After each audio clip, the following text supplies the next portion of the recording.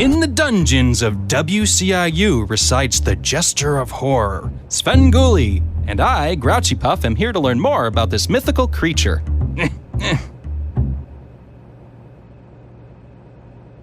Svengoolie, this is so awesome. It's great to finally meet you. Well, thank you very much. How should I refer to you? Could I just call you Grouchy? Sure. Can I call you Count Svengoolie? I mean, you're a vampire, right? Well, it seems that my lineage is somewhat vampiric, but it's more kind of, I've always felt it's a guy that wants people to think he's a vampire, but really isn't, and yet the people watching kind of know that. So I'm a sham and a fake, basically. So you don't have superpowers of any kind? Like, can you fly, or do you have super strength? Well, I don't like to brag, but no, I have no powers whatsoever. Nothing? No. Oh. Well, I can't go out in daylight too often, but that's just because I get a sunburn easily. Well, don't count yourself short. Knowledge of horror movies can be considered a super talent. I don't know. Well, I guess I do know a fair amount about these movies just from having shown them. You know, people think, oh, you're an expert on horror movies, and actually I am not, but I learn a lot when I'm doing the research for every one of the shows we do. How broad of a movie expert are you? Well, did you call me a broad?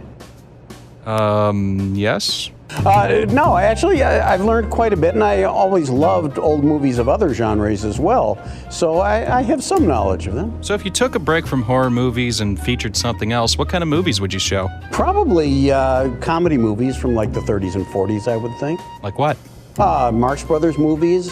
I'd probably run some Wheeler and Woolsey, if you know them, and Nope. Not many people do.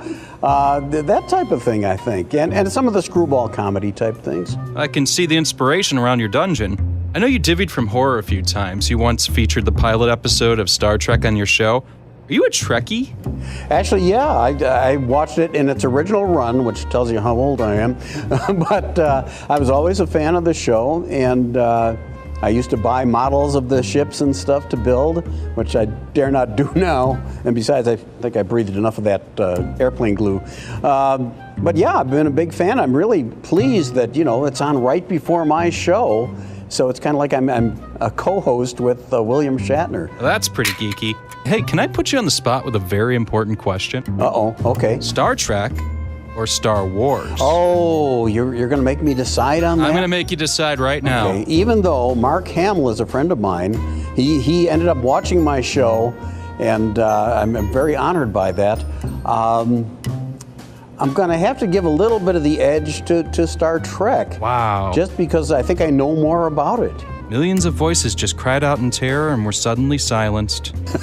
Well, you know, that's my job. Well, now I'm gonna give me a job. I am now the king of Hollywood. Because of this, you can now feature any movie ever made on your show. No restrictions from film studios.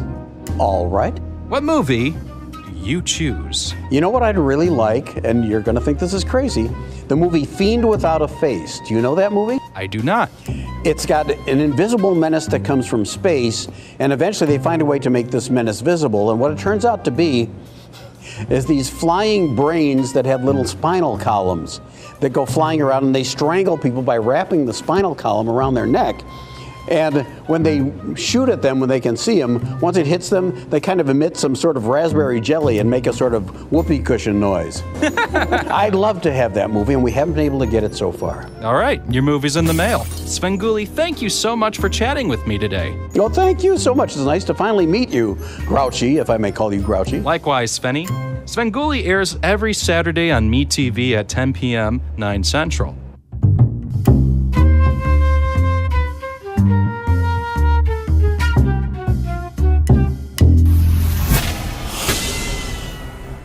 This has been a presentation of Opie Productions. Tony, can you shut up? Oh, before I go, can I throw this rubber chicken at you? Well, yeah, okay. Oh, have you done this before? Yes, and I was told to stop. Oh, okay.